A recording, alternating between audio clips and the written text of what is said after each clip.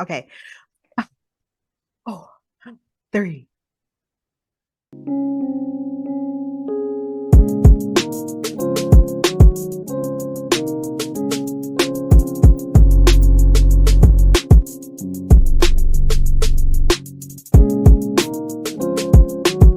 Welcome to the first episode of the Black Woman Podcast. We're your hosts. I'm Karryll. And I'm Dominique. And in today's episode, we'll be talking about, drumroll, our podcast. We'll also dive into what being a Black woman means to us. And towards the end, we'll discuss some of the upcoming topics we'll be talking about in our future episodes. So let's get started, and I hope you enjoy this episode.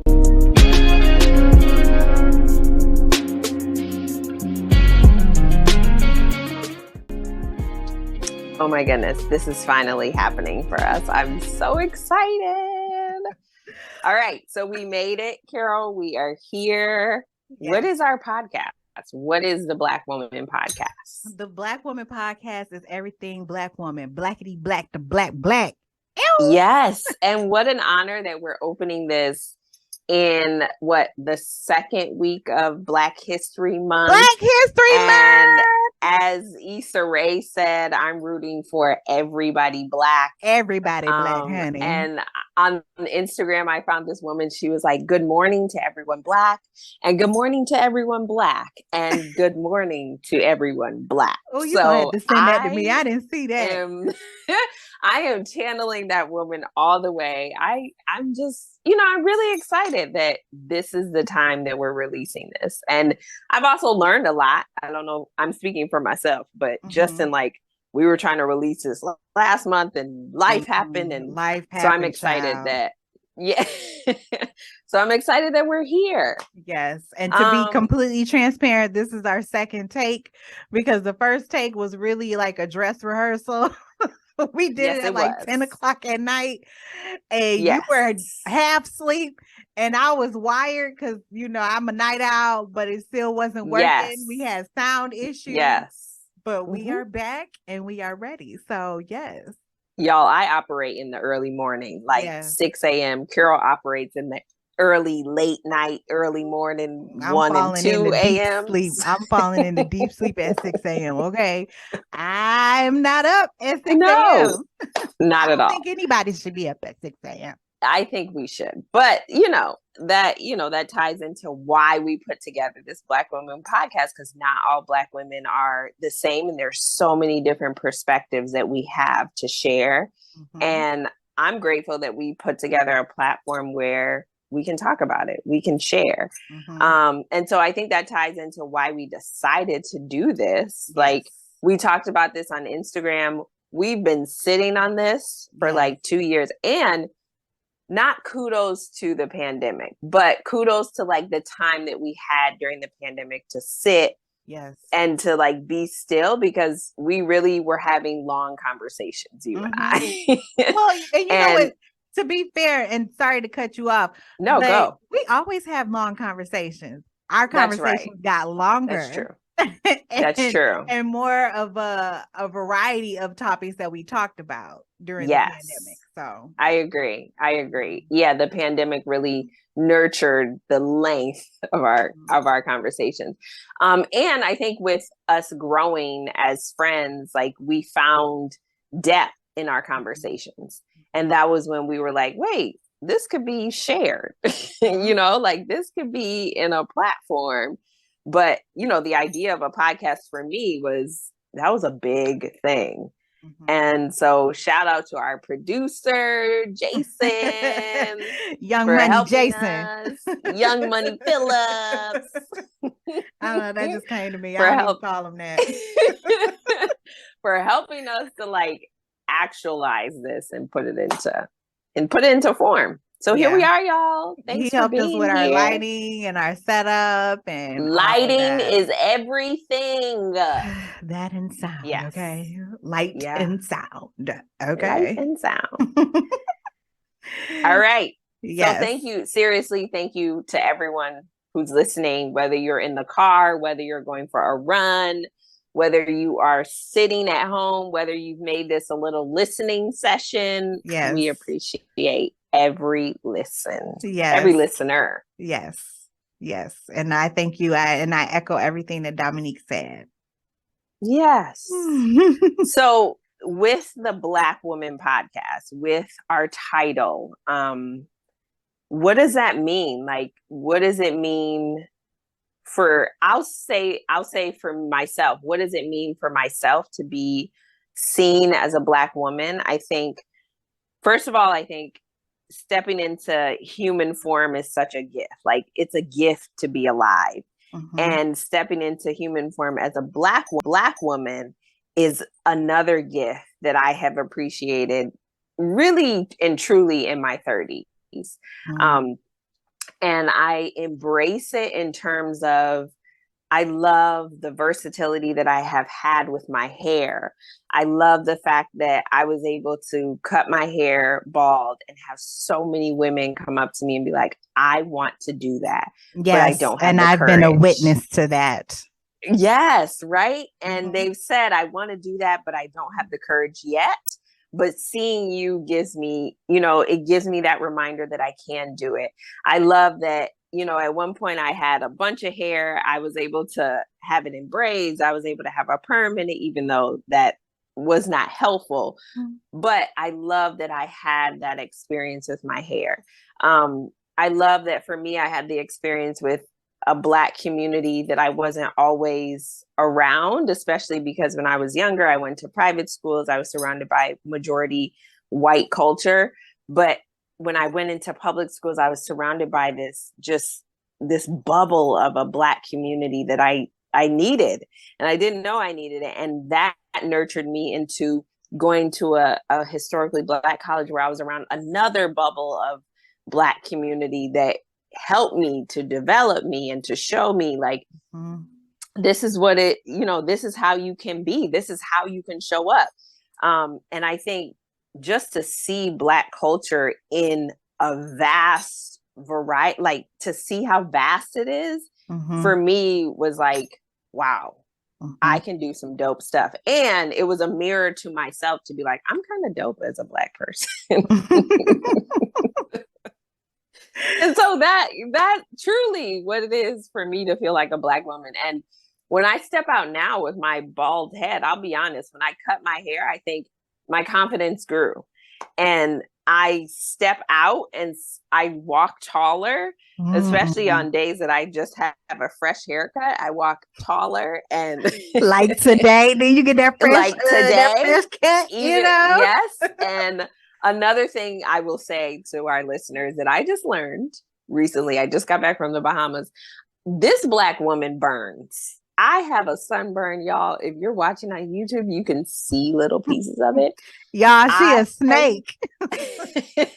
I had a sunburn. So this Black woman also needs to wear sunscreen. So and I told her she need to go ahead and get that Black girl sunscreen that's in Target. Yes. And see how that ties in? I know, right? See how that ties in? The Black woman sunscreen. Thank you to whoever in the house. That. Okay. Yeah. Well, she should have sent me one. I don't go to an island without one. Karryll, what does it mean for you to be a Black woman? Are you just gonna switch it up like that? Okay. You see, she's still an onion. Okay, I tell you, we peeling back the layers. Y'all, this is my vulnerability practice. I'm peeling back layers physically. So,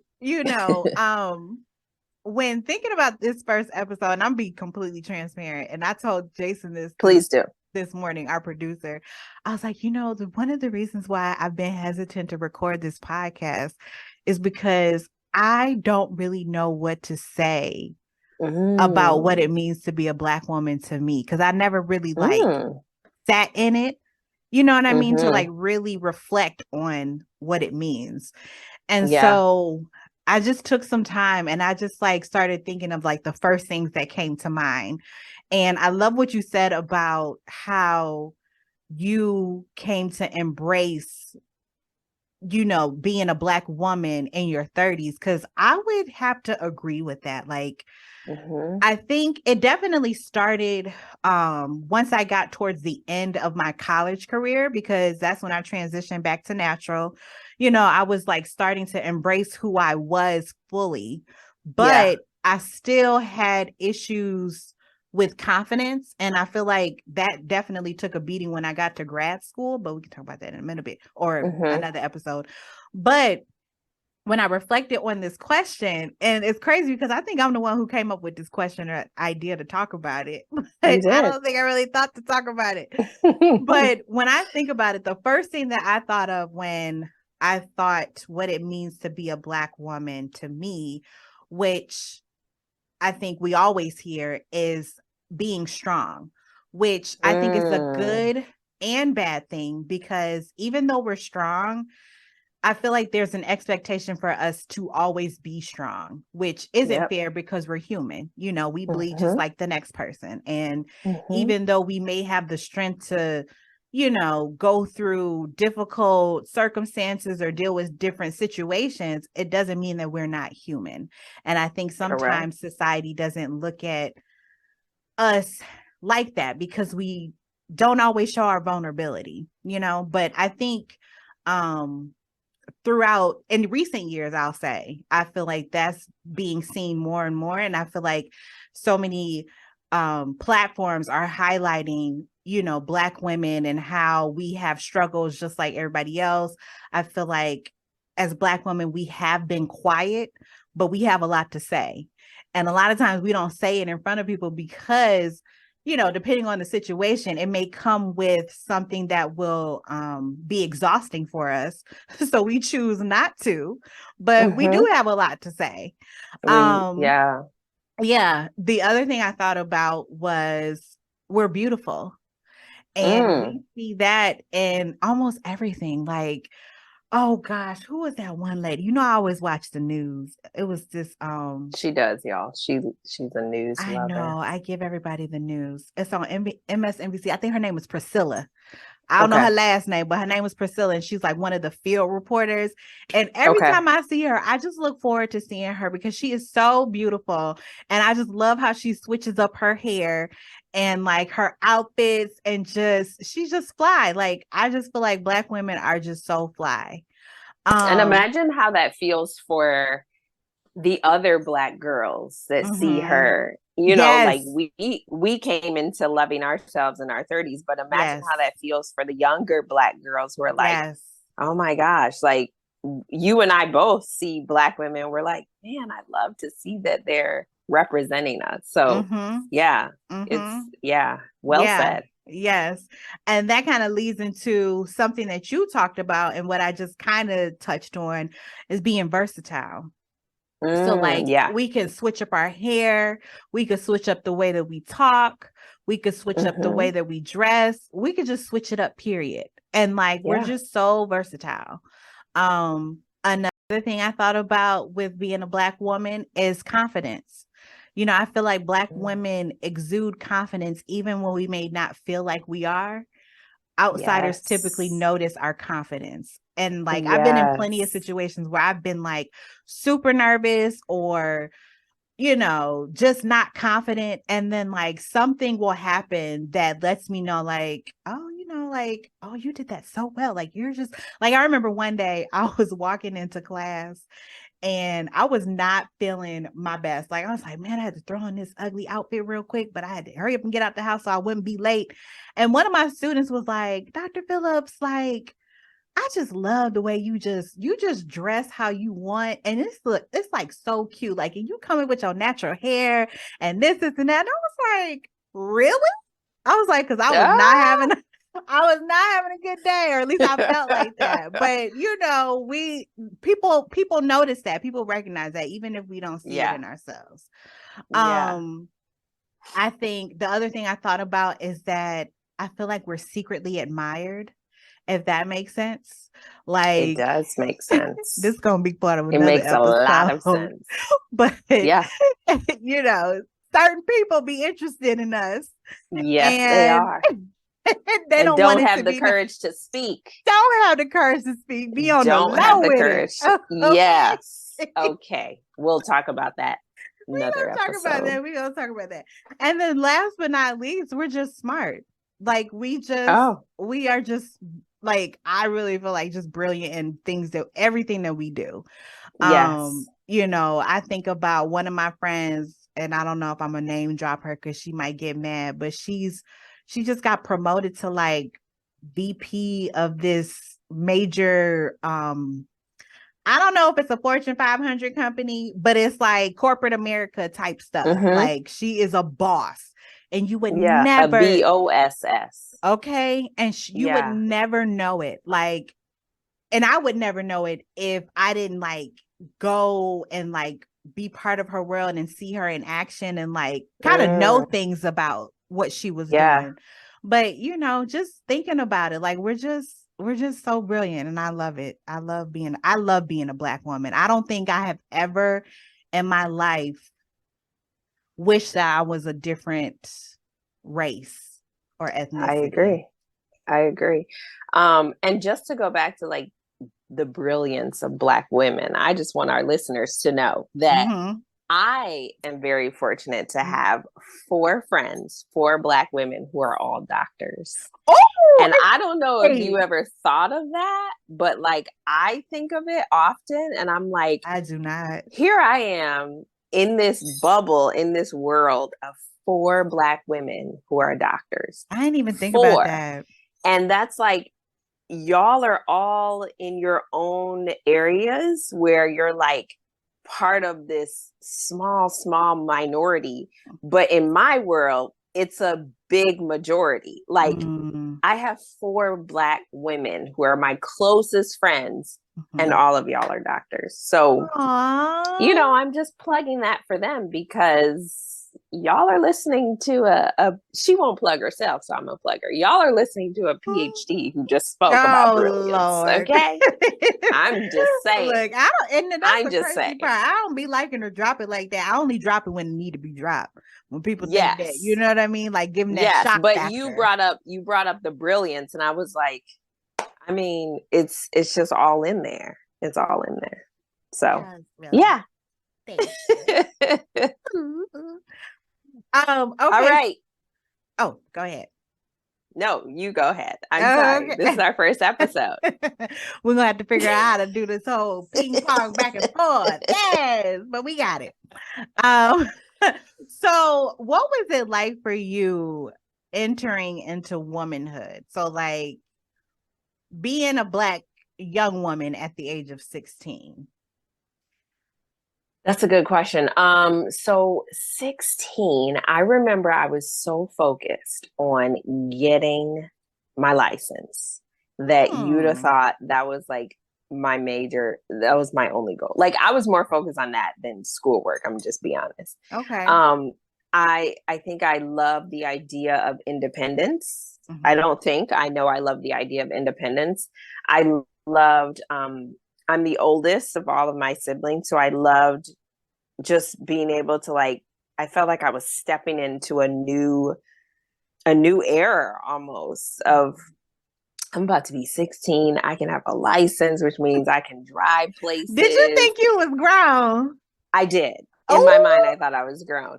And not realizing that you got to put gas in the car. The car has to be Child, I got a story about that. There is insurance that has to go on this car. Dominique, you're not just getting in it just to, whatever. But yeah, 16 was a fun, interesting time because it was also like there was that pressure of, okay, within the next 2 years, you have to, what is happening? Like there's another change that's going to take place. And Karryll and I both were young in our high school years. So we were the youngest in our class. So we were 16 going into our senior year. Yeah, we were juniors and then seniors. And and I was still immature. So I had this weight of being a senior. And I was like, I could actually be in the 10th grade, maybe. like, take me back. I ain't ready for this. Take me back, please. So yeah. And, and then we were in a school system that was like college prep was, that was the next thing. So there were many new stages that I was entering into that I was excited about. I was also nervous about. And I don't know that I always had the words to communicate how I was feeling at 16. Okay. So yeah, that was my look at 16. That was your reflection. Okay. What about you? I feel like we have some similarities, but difference. I don't think I was focused on getting my license. And I'll say that because I had an older brother, and maybe it's like the sibling thing, like you were the oldest, because you was driving when you was 11, right? Or 12? Yeah, don't let that be. Oh. Don't let that get out in the streets too much. But yes, okay, y'all forget I said that. My bad. Oops. I was pulling in and out of the driveway at 11 and 12, and then I didn't know how to turn on the car. But 16, I was not focused on getting my license because I had an older brother and he would drive me. So it wasn't until like for real my senior year I was like, okay, I guess I have to get it because he ain't gonna be here to drive me, and I don't want my parents to have to drop me off, and I'm a senior. I think for me though, I was trying to figure out. I think I had the stress of trying to figure out what was going to come next because 16, we were coming off of our junior year, going into our senior year. So that was like trying to figure out college. Like I remember it was a big struggle for me trying to figure out where I was going to go because my whole path was going towards one direction, and then something happened and then everything switched, and I ended up going to one of the best HBCUs, North Carolina Agricultural and then you had to University, Aggie Pride, nationwide. Let's not go there because you did not have to throw in one of the best. No, the absolute best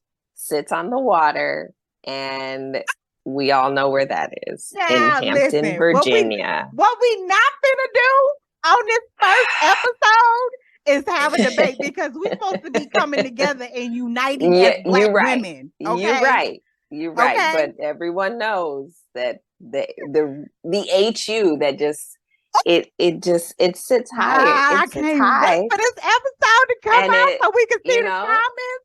But the HU is the HU that episode, okay? The HU where we hold our heads high and we walk with grace and excellence is Hampton. But go ahead, A&T. Well, hold on. Let do me what you want to do so they can see my face on this one. Wait, what you say? Say it again. Go ahead, A&T. Say what you're gonna say. Keep saying what you're Aggie Pride is all I have to say, okay? And that's it. We're gonna go back to the other view. All right. Now, how do we even get on that? See, this is the problem. Because you had to insert. Oh, that's right. You had to insert a whole shenanigans about A&T. Nobody wanted to hear that. All my Aggies did. Okay. Shout out to my Aggies. Okay. All right. And as Hamptonians, we're still waiting on you to finish. What y'all be saying? What's y'all little cheer thing? Okay. Are you going to finish or no? Okay, fine. I'll finish. Well, that'll be another episode. Please believe HBCUs will be at the top of our episode list. Yes. But yeah, so I had the stress of trying to figure out what I was going to do with my life next. And it wasn't just trying to figure out where I was going to go for school, but what I wanted to do with my life, because I have always been interested in like detective type of criminal, stuff like that. But my parents was not having that. I remember my dad said, I am not going to pay no tuition for you to become a detective. You could go to police academy for that. So I had to read. Really? I did not know that. You didn't know that? Yeah, he did. I wonder if he going to remember that. Malvarino. I don't know if you remember saying that, but you did. Okay. Wow, I did not know that. Yes. Yeah, and by the way, y'all, all of our listeners, you will get to learn that Karryll is a detective. She investigates. I will find something out. She has kept me out of a lot of situations because of her investigations. I'm just saying. Go ahead. This is my little magnifying glass. Go ahead. So yeah, I think it was that, and then I don't know, just like coming into, I guess, womanhood, you know, like when we were 16 going into our senior year, we had the debutante ball, which was so much fun. And it really did feel like a rites of passage. Like I still felt like I was young. I felt like I was young, but still going into adulthood, but I don't think I was fully ready yet. But you know. Wait a minute. Okay, so to our listeners, the debutante ball, for those of you that may or may not be familiar with it, it's a rites of passage. And Karryll, you can help me with this if I'm missing any pieces. It's geared towards Black families, right? And it's a rites of passage. So it's for women. I wouldn't necessarily say just Black families, because there are debutante balls for white organizations and like white okay, go through so it's a debutante ball. It's a rites of passage for young girls who are coming into womanhood and men, because there's and men too. Yes, and men too. But I'm just, from our experience, it was coming into womanhood. But yes, it's for men too. And you get really into it. Like the reason why I had that reaction when Karryll was talking is because I remember the journey that we took to do the debutante ball, and I didn't know exactly what it was because no one in my family had done one before.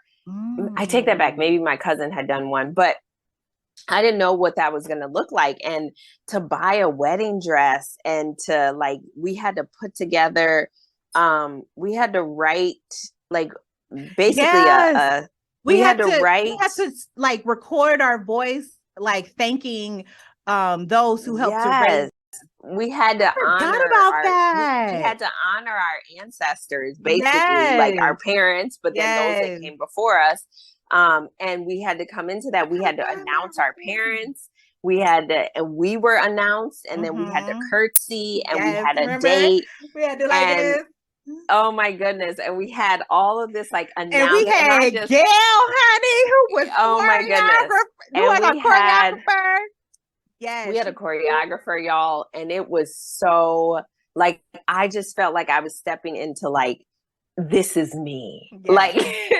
And so when Karryll said that, I remember walking down with my dress on, and I was just and as I put my hand out, my date was right there to shout out to my date, Terrell. He held me down, and he had my hand, and it was just it was soft and sensual. It was just a beautiful experience. Coming out. Yeah. Yeah. And I feel bad because I don't think they really, at least the chapter, Ann Arbor Ipsy chapter of Jack and Jill, which is basically a Black fraternity for families. We do community service, that's why fundraising. I said it was a Black organization, because the organization that held it was a Black organization. Yes. But I don't know if they really do that anymore, for at least Jack and Jill. Now, I just recently had this girl who dog sits for my little fur baby let me know that she's doing the one for AKA, and I got really excited because I was like, oh my God, I did a debutante one. So whatever. So I was excited for her, but it was such a good time. It was a really good time. But I was focused on that during that time. Yeah. And senior year we were super busy. Yes, we were coming off the college tour. Remember, we went on a Black college tour. Yes, we were.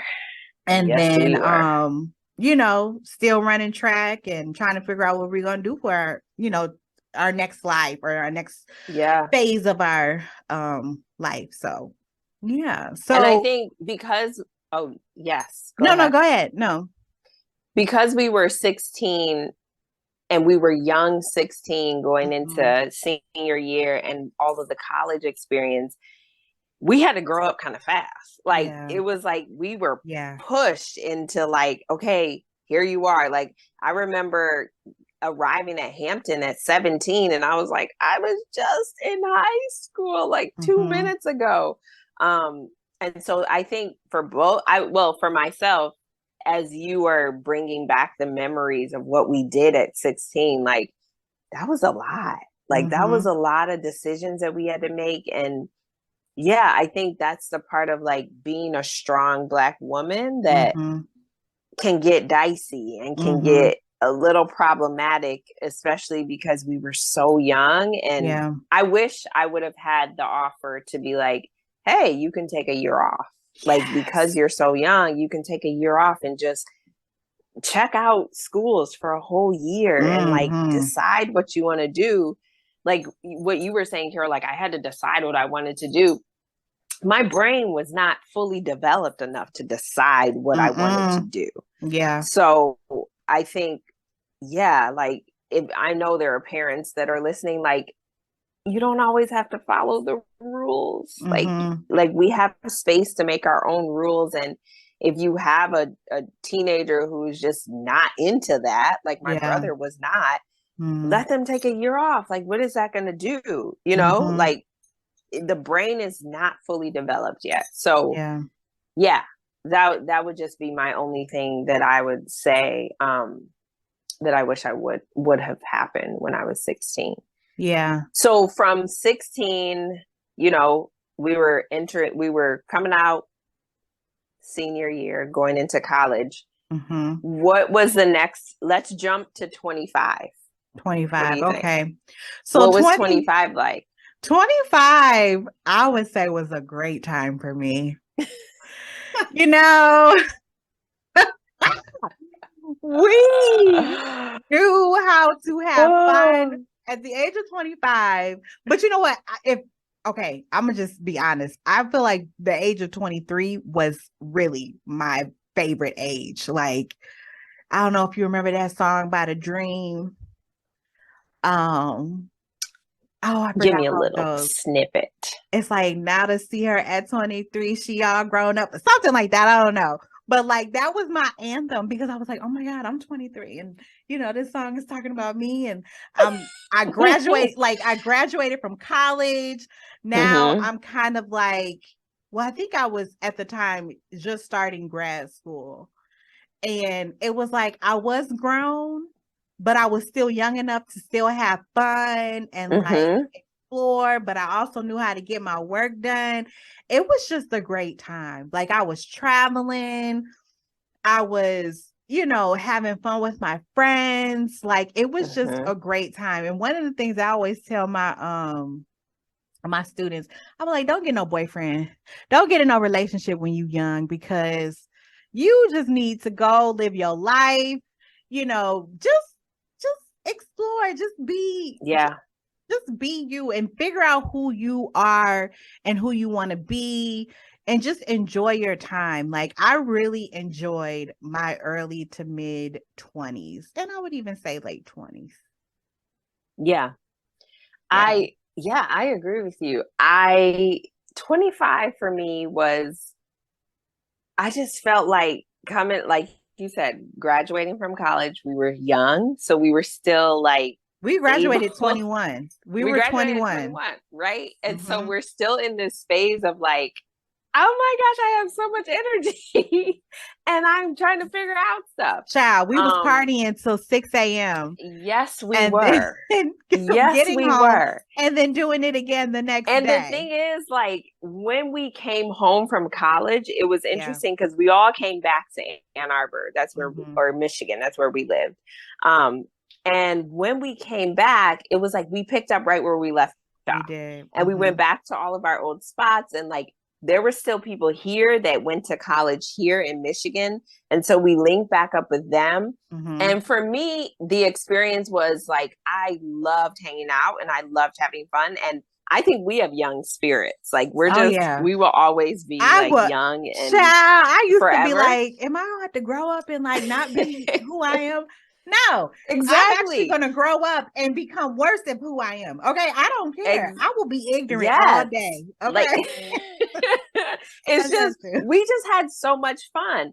And what comes to mind for me was trying to figure out what to do next. Mm-hmm. And I was not ready for adulthood. I think I was like mentally, I was so young, and I just wanted to party. I just wanted to have fun. And so when it came to like deciding after college, like grad school and having all of that pressure, that was too much for me.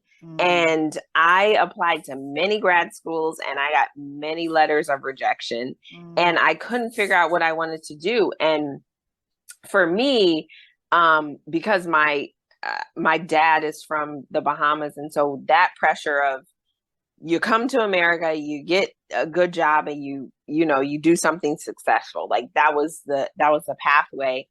And so I felt that pressure coming into 25, being into my mid 20s. I remember talking about that. I just didn't know what to do. My mom was super supportive of like, take your time and figure it out, which goes back to what we were talking about earlier, where at 16, I wish I would have had that space to just sit a little bit. Because then life is starting to happen, right? 25, my parents had me when they were 23 and 24, so there's so much pressure of like, do you have a baby? Like, do you get married? Do you like, what are you doing now? And I think for women, the pressure is, Black women especially, it's a little bit deeper. It's a little bit heavier. And it ties into what Karryll was saying, like that strength portion. And so as much as I was having fun, I was also feeling pressured. And that came with my health. Like I developed heart palpitations in the midst of applying to grad schools. Yeah. And it was terrible. It was really terrible. And I didn't know really what to do because my friends were in grad school, and I was like, well, I should be going to grad school. But my body was like, you shouldn't. And you should just sit down. For you. And so it wasn't for me. And I had really bad anxiety. The palpitations were linked to anxiety. And every time I would try to like take a grad school path or like fill out an application, my body was like, I'm not going to do this with you. Like, you either make this decision or you don't. And so that was when I learned about yoga, because I needed something to help me feel better. Yeah, calm down. Yeah, to calm down. And so 25 is when I started moving in that direction of doing yoga, and the rest is history. I just have to commend you, because you follow your passion, and like you are a rock star at it. Like, for real. No, seriously. And like, I have always, I don't know if I guess I never told you, because we just never had to sit down to really say it. But like, I really admire that about you. Like, you know me, my passion is like natural hair.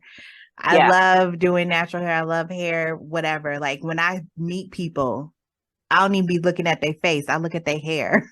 All the time. Because in my mind is thinking like, oh, I could do something real cute. I could do this. I could do that. Like, that's how my mind works when I meet people.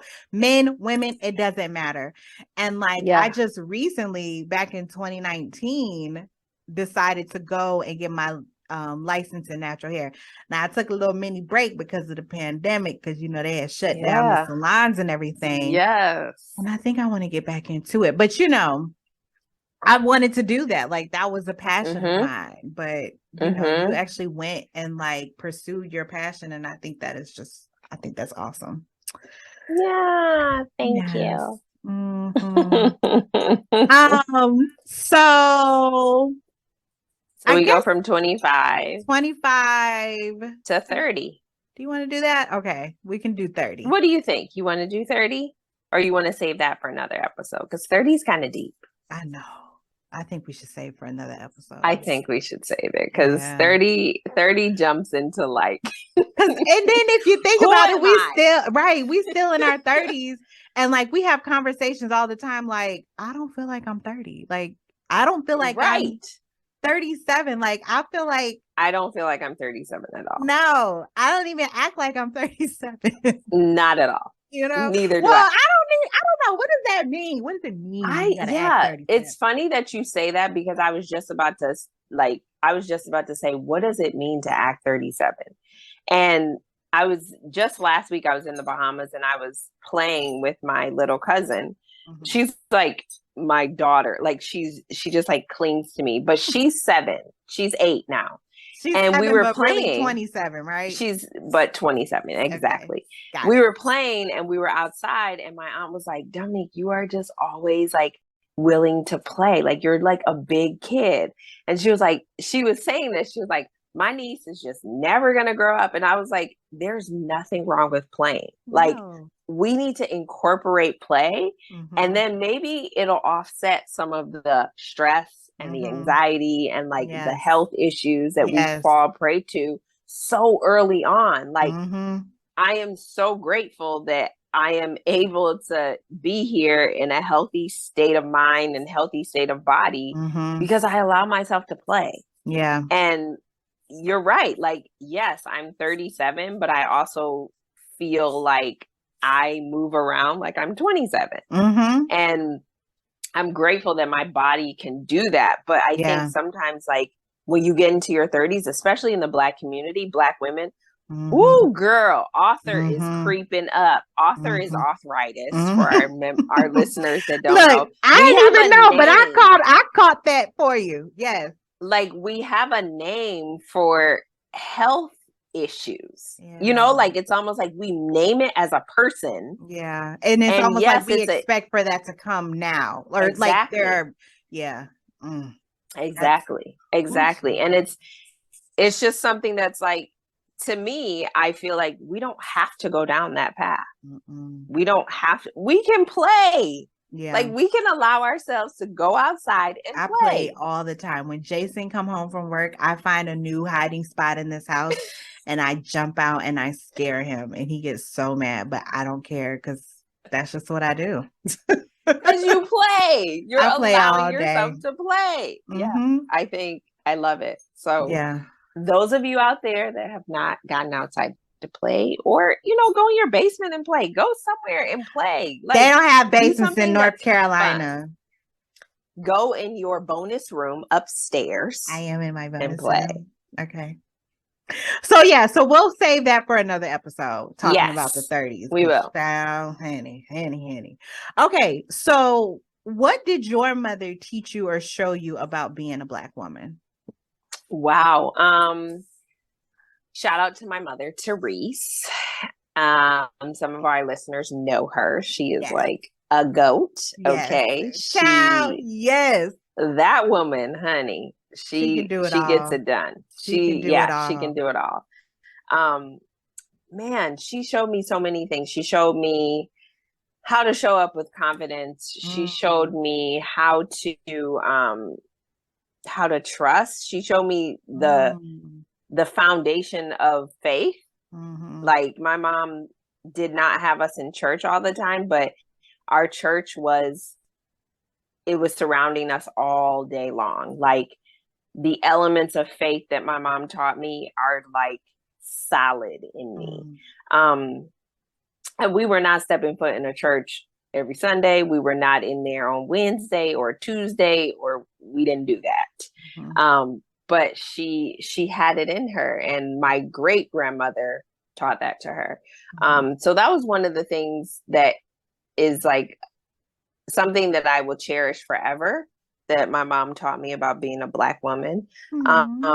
She also taught me just how to engage with the world, how to speak up when something needs to be said, but also do it with grace and a smile. And I laugh when I say that. Yes, she does do that. She will get you. She will gather you in the politest night. And my mother will lay in, and my mom doesn't curse, right? My dad is the one that will curse you out and then turn around and curse you out again. But my mom will not curse. But when I tell you, she will lay into you, like it's almost like little daggers will be in you. And you're like, and then she'll smile and you're like, did she just... I can't wait for her to hear this. Did she just go? Wait, did I just get told off and then a smile at the end? And then my mom would be like, and God bless you, baby. What? And so, yes, that's what I learned. And I tap into that often when I have to be firm with someone, when I have to speak up, when I have to use my voice. My mom taught me that beautifully. My mom also taught me that you can be your greatest cheerleader at any point in time.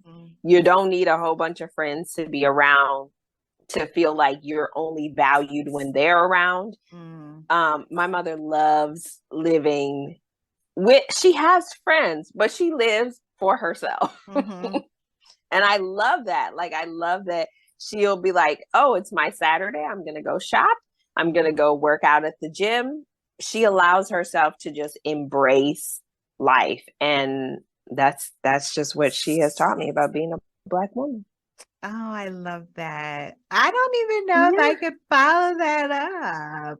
No, but honestly, I feel like and I'm not going to steal things because it was already in my mind. But like when I think about what Vanessa, okay, we call her Nessa. Okay.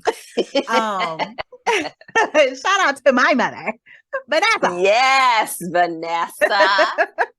And I call her mommy. I call her mommy to this day. Mommy and daddy. That's always gonna be their names. Girl, I call Therese Ma or Therese. Okay. Yeah. Did you like, always call her Ma? Sometimes I'll be like, Mom. Like if I really need her, I'll be like, Mom. But like if I'm looking for her, I'll be like, Mom. That's funny because she probably know what those different moms. She does. Mean. She knows. She'd be like, "What you want now? What you need?" She knows. Yeah, she knows. She can like hear it in my voice too. Yeah, it's the tone. But my mom taught me how to be a confident Black woman. She taught me how to maneuver in the society that we live in, which is majority. And I don't even want to say like, well, maybe even earlier, majority white. So like in her profession, she was always like the only one. But she made sure like she was, I don't even want to say like she was a leader, but she was like a quiet leader, so to speak, maybe. And that's my perspective. Like, and I just learned all this in recent years when she was about to retire. Like I didn't know. Was a leader. Yeah, like she was a boss. Wow. Like, you know, after I think it was close to her retirement, they named a award after her. So like every year at this conference for early childhood, the early childhood program which is a federal program and it's in every state, there is a Vanessa Harrington Winborn Award that is given to somebody. I don't even know what the what it's about, but it's about the work that they do. This is really bad. I'm sorry, mommy. I just know that you got an award after you, and I'm so proud that you got this. I don't know the backstory to it, but I know it's because you're a boss and you do great things in that profession. But, okay, Nessa. And like that's that soft power that Black women have. Yes, and it's crazy because like growing up, I never really knew what my parents did. To this day, I still don't really know, you know, right. And it was because like when she came home, she made sure it was about us. So like I would say, oh, I love that. You know, that she was able to like turn work off and be attentive to us. Oh, which I think I'm able. Yeah, what a great gift. Yeah, which I think I'm able to do as well. And then I feel like she also taught me to move to my own beat. Like, even though like we're different, but we're similar in that we do what we gonna do. Like we do what we want to do. Like Vanessa, you can't tell her what to do. Okay, she gonna do what she wants. That's me. She will. Yes. And that's me. You. Like I moved to the own beat of my drum. And I would say I moved to it with confidence because she showed me what being confident was, and it was confidence, not cockiness. But and then like my mom is just so wise. Like my dad will joke, but like whenever we ask her a question, she will give you the longest answer because she has done she has the knowledge to provide for the information that you need. You know what I mean? Like, yeah. You're like, Mommy, I just asked you this. She was like, no, but I'm going to give you the answer and I'm going to give you the backstory to that. You know, you need a backstory. Exactly. You need a backstory. Exactly. And I think I get that from her. Like when somebody asks me something like, and I don't know, I will go and look it up. And then I'll remember. You will. Oh my gosh, I didn't know that came from Nessa. And then I'll be like, yeah, this is what I discovered. You know, so that also goes into my detectiveness, you know. So yes. So she set the foundation for that. Y'all, the parents can't be mad. Mm-hmm. But yeah, I really admire that about you. I didn't like, now it all makes sense how you're connecting the dots. Mm-hmm. But I love how you operate at your speed. Yeah. In your time, mm-hmm. with your confidence. And I remember when we were younger, I admired that about you. And it also irritated me about you because I would be like, can we just do this? Because I was a little spastic. I own it. And I was just like, let's just do this. And you were like, well, what is this? And then as soon as Karryll would ask me questions, y'all, I would always like, the plan has changed. Let's just, it's over. We're not going to do it because if Karryll asks me one more question, I'm not going to be able to answer. And then she's going to say no. And then even in recording this first episode, because you and our producer were like, y'all need to set a date. Y'all need to do it. I got to be in the mood. It has to be in my spirit, Jesus. And I'm going to tell you today, I'm in the mood and it's in my spirit. And you're right about that. You are like very right about that episode. Like, yeah, you are very right about that because I wanted a date and I was like, we got to do it before February. And Karryll was like, and let me when we did our first take, it was trash. It was trash. It went in our first take was trash. It went out the other. I said, oh, okay. Yeah, we can go ahead and record this. You can't afford not to record, but I'm gonna tell you right now. Yeah, this ain't it was. Be it. Yeah, so kudos to you for just moving in confidence and time. And I'm learning pieces from that. So thank you to you, and thank you to Nessa. Yes. Okay. Shout out. That's where it came from. Mm-hmm. She still don't know we doing a podcast. I'm gonna tell her.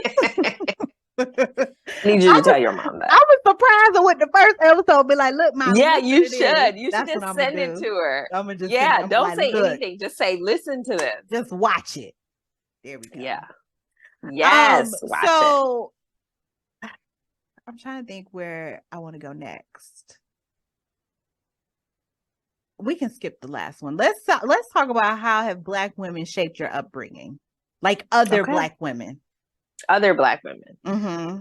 Other Black women have shaped me in so many ways. I mean, the first thing that came to my mind is head to toe. Like from my hair, there were Black women that shaped that.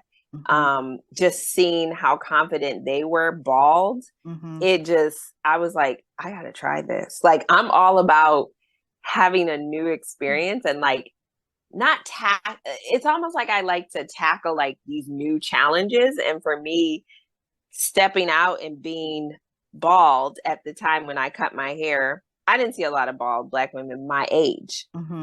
And I chose to cut all my hair off, whereas some people, don't have the luxury of being like, oh, I'm going to make this decision. And if I don't like, I can grow my hair back, so shout out to those women who, they don't have a choice but to be bald. But yeah, and to what you're saying, it's just hair. And I learned that too. So yeah, there were Black women that shaped me cutting my hair. There are Black women that shaped me showing up as dark skinned. Like, I consider myself dark skinned, But so, you know, I don't know. It all depends. It seems like as I've gotten older, my skin has like lightened a little bit, but I still consider myself dark skinned.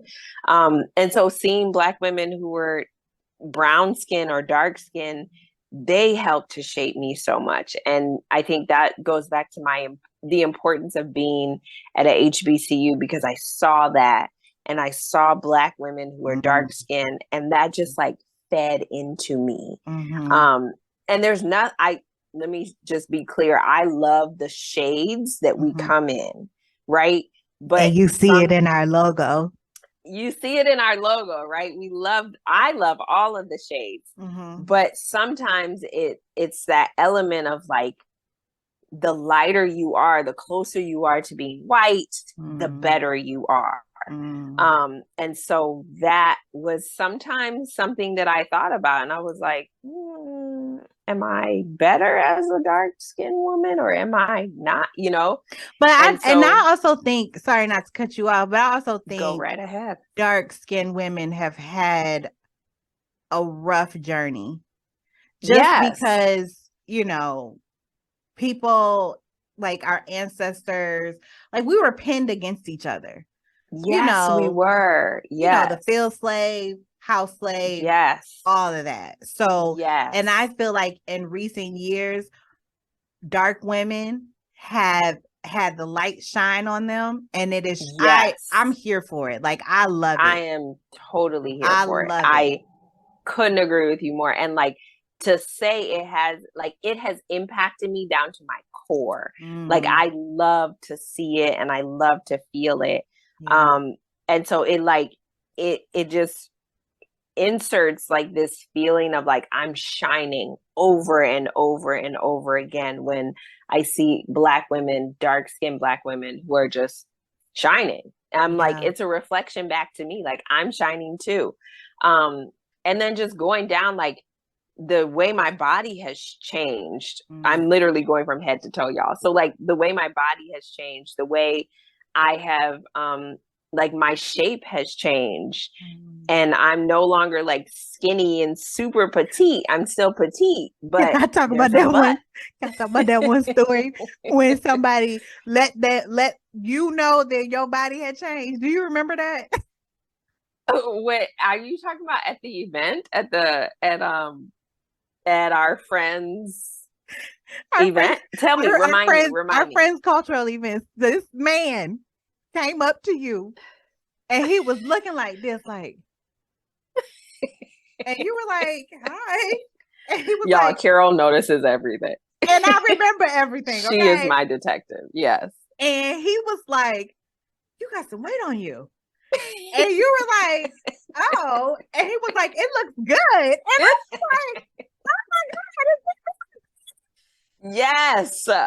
Yes. And I believe he took an interest in liking into you with this weight gain. Okay. Speak on it. All right. He did. And so, I was always very skinny, and I didn't have like I didn't have hips like that. I didn't have a butt like that. I didn't have like large breasts. But as I have come into my womanhood, I'm like, this is how I stand now.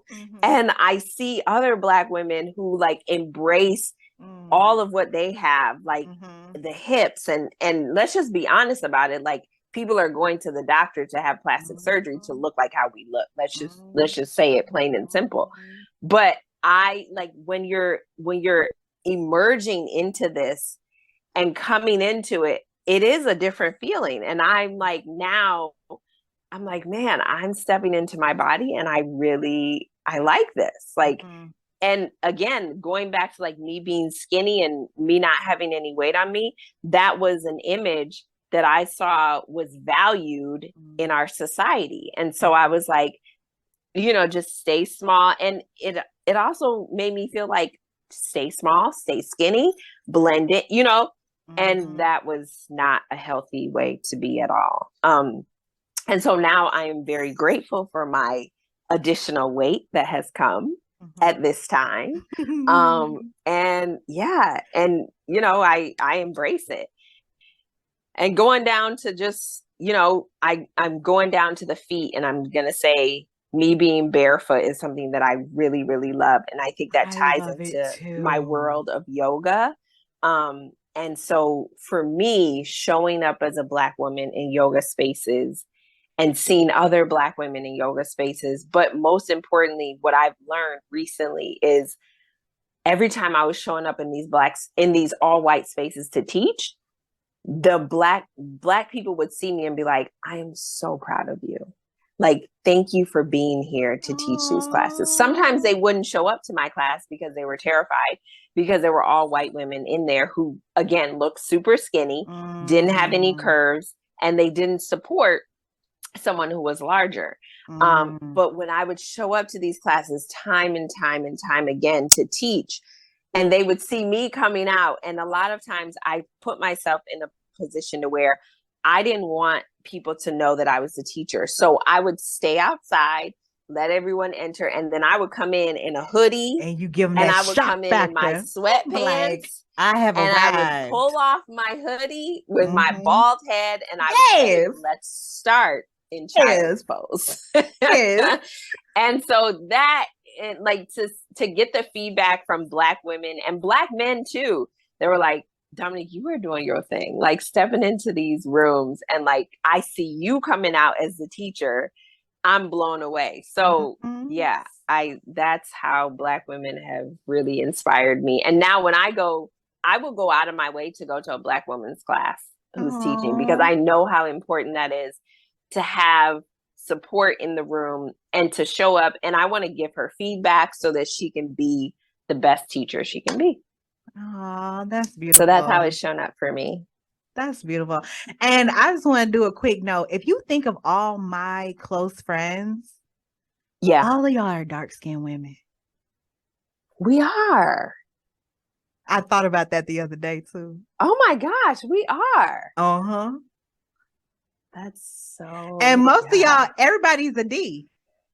We got Dominique, Danielle, Diana. Yep. All of y'all is D. We're all. But I have another friend, Jahan. Yeah. But yeah. Okay. Yeah. So in this world, how have Black women shaped? So how they shaped your upbringing? I feel like I think about it different than you, maybe just a little, but like I think back to. You should. I think back to, and it kind of ties into your comment about representation. So like I swear to you, the first person I thought of was Miss James. Shout out to Miss James. Oh, I love Miss James. Yes, my soror, Miss James. And I never had her as a teacher, but she was our teacher, and we like spent time in her class. And I was intentional about, and I don't even think I knew it at the time why I was doing it, but it was because she looked like me, and she made me feel safe. In the type of school that we were in. Like, when I think about our experience, and we'll talk about this in another episode in extensive, but like when I think about our experience, I am so grateful to have the teachers that we did in place. We had Miss James, we had Miss Finn, we had Mr. Daniels. You remember him? I used to love him. Gosh. You guys, I used to drive to school every day, and my teacher and I would be pulling in at the same time, and he would race me down the road to try. Yes, on my way to school, I would pass his house, and he would pull out in front of me, and he would race me on Stadium. Like, why? But it brought me so much joy. It brought me so much joy, and I was like, here it is. My Black teacher is racing me. And he should have been here at school before me. He should have been there to receive you. Exactly. We had Westfield, right? We had Westfield. Gosh. We had Miss Pendleton. Remember we did. Yeah. So we had and like the hallway lady, I forget her name. Remember, she was the short. Hall monitors. I cannot remember her. I don't remember her. Oh, we have to figure that. Miss. I can't remember. I don't know her name. But then the other dude, do you remember the other guy? Yeah, but I don't remember his name. Do you remember his name? Y'all, if y'all are watching on YouTube, Karryll has like exit the screen right now because she's laughing so hard. Okay. I'm sorry. Bless his heart. So that's all I had to say. So let me fill them in a little bit. So we had hall monitors, and they would monitor the hallways while Karryl's laughing. We had hall monitors, and they would monitor the hallways, right, to keep everybody safe. And we had two that were like the leading hall monitors, and they were both Black. And they just like, they embraced us in love, and they embraced us in jokes. And sometimes we would get a little pass because, you know, that was family. But yeah, we had a community that, I mean, I wouldn't have survived high school without them. Yes. And so when I think about like the different Black women that helped me shape, I think of the like women who represented or who took a path that I was kind of heading towards. Mm-hmm. And I like leaned into them to like be supported and be safe. So like when I was starting grad school, I think about my mentor, and still to this day, she's still my mentor, Dr. Wooten. She's now the president of Simmons University. Shout out to Dr. Wooten. She's just the boss. Yes, Dr. But Wooten. like when I was in grad school, I leaned into her because, you know, she had already gone on. She got like her MBA, she got her PhD. She was then at the time a professor at U of M. So like, you know, I would lean into that. And so a lot of the Black women who I consider to be like mentors or you know, just women who I look up to, I kind of modeled not like everything after them, but I look to them for guidance. Yeah. And I've even kind of stepped into that role now and serving as a mentor for like younger Black women who, you know, I'm kind of like on the path that they are going to be coming into, if that makes sense. Yeah. Yeah. You're paying, I mean, you're giving back. Yes. And that's paying your dues back to the women that are coming behind you, which you should. Exactly. Well done. I so believe in that. Yes. So your women, the women that you look to were the women who were like moving in that direction for what you wanted to do, basically. Mm-hmm. Mm-hmm. Yeah. Mm-hmm. Yeah. Yeah. And I think they created a safe space for us to explore what we wanted to do. Mm-hmm. And that was really important too. Like from running track with Westfield to, you know, understanding all of the logistics of teaching with Miss James. And, you know, she would vent sometimes to us about what was going on. And Mr. Daniels would have like, you know, he would embrace us with our heritage, and y'all, we would have an amazing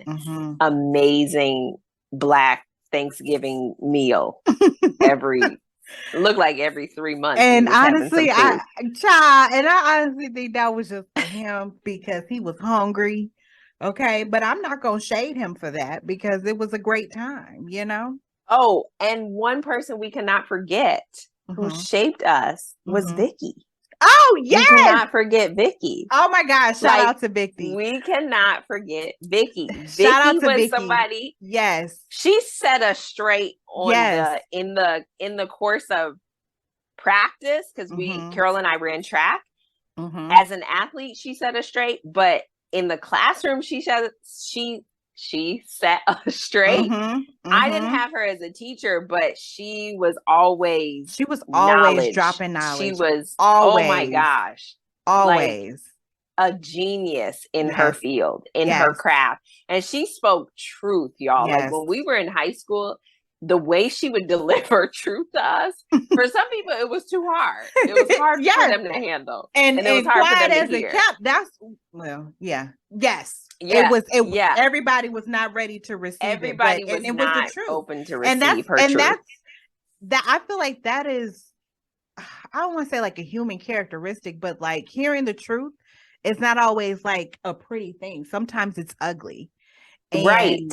But it's the truth. So you have to embrace it. You know what I mean? And I love that about Vicky. Like, child, I still remember ear to back pocket. Y'all don't oh my stretch. Gosh. That's what's wrong with y'all. Y'all don't stretch. Okay. We stretch to this day. Shout out to my y'all, my trainer Portia. Even though she probably mad at me because I had to cancel on her twice this week, but we gonna get it together, Portia, next week. Portia, you guys, we have a community. We always stretch. We have a community of like track girls and track women that like our bodies are just molded into ear to back pocket. Muscle memory. When I work out, like this morning when I was at the gym, I was running and I literally was like ear to back pocket. Like that's ear. Vicky's. Your hand goes to your ear and then it reaches for your back pocket. That's how you stay informed. So those of y'all that are training or running, think ear to back pocket. That helps to create. And don't forget to stretch. And do not, and you know, maybe they were plugging the foundation for my yoga and I didn't even know it. Yes. I didn't even think about it like that. Yes, they were. All right. So y'all, future topics of BWP. What do y'all think about that? Like, should we go BWP or do you like the Black Woman podcast? Let us know in the comments. Yeah. So future topics that we have, Doublemint twins. We're going to talk about the sisterhood between Karryll and myself, how that came to be, when that happened, and the journey that it took. There were moments and also where go. No, and I was going to say, and also just our friendships, period. Like you have your college sisterhood, and then your high school, and then I have the same. And then even like outside of that, like friendships that we have developed in our adult years, like I didn't think it was possible to find like another good friend into adulthood, but I have been able to like discover that, I guess. I don't know. Same for me. Like in the yoga area, in the yoga field, I have found some really solid friends, and we have had. We'll talk about this later. Not all of them are Black, but they have embraced the sisterhood of, especially me as a Black woman, and seeing me. And I think I'm just going to say this just for a moment, but I think as Black women, sometimes we don't hold other people accountable to seeing us. We see other people, but we don't make it mandatory that they see us. And that's our friendships, that's our relationships. And I remember like, it was so scary for me to step out and hold these people accountable. Not these people, but my friends who have now become sisters and they are not Black, and holding them accountable to say, you have to see me in order for this friendship to sustain itself. And they did. And they leaned into some hard conversations. And Karryll's right. Like I didn't, adulthood is its own game. Let me tell you something about this. Let me tell you something about my co-host, okay? If y'all want to see the face of somebody who will hold another person accountable to make sure that you see them as a Black woman, that's Dominique Theophilus, okay? She will hold you accountable. She be telling me stories, y'all, and I can't wait to the future episodes because she be telling. I was like, "Did you really say that?" She was like, "Yes, I did." Oh my God! I have learned. I'm not there yet. I have in my learned that this is how I'm living, y'all. This is how, that's and I am Therese. going to choose. It's from Therese. Okay. And I'm going to choose myself over and over again. I got your back, but you got, so sisterhood is great. Growing up Black and white. And we'll talk about how it was for us growing up in a majority white environment in Ann Arbor. Michigan. The role of daughters in Black families. I'm the oldest daughter. Karryll's the youngest daughter. So we're going to dive into that. And then a topic that is not discussed often enough, which is free bleeding. And I'm going to say it slow one more time. Just leave it at that. Free bleeding. And I'm going to leave it there. Karryl's leave it there because it's going to be a shock factor episode for y'all. Okay. Don't Google it. It is. And y'all, this is our first episode. This is something that we have been working on and nurturing, and just, as Karryll said, we just been trying to let it flow and do it at a time that felt right. And Karryll, kudos to you for doing that, because I needed that. I needed to, because sometimes, I wanted to rush and force it. Yeah. So thank you for that. And thank you to y'all for listening to this podcast to this first episode of the Black Women Podcast. We 1000% appreciate you for being here. Yes. Whether you're at home, whether you're running, whether you're in the car, thank you for your time. And please remember to follow us on Instagram and Facebook at The Black Woman Podcast. Yes, we have our pages now. And be sure to check out our website, which is coming soon. And you will find what we just recorded, on our YouTube channel. So until next time, y'all, stay safe and give yourself some grace. Yes. Oh, and before we go, I just have to plug this. We now have a logo, which we have just finalized. And thank you to Jayon Wilson for doing a fabulous job on that. Fabulous, so wonderful, fabulous. We are coming together because of our tribe. Yes. See y'all later.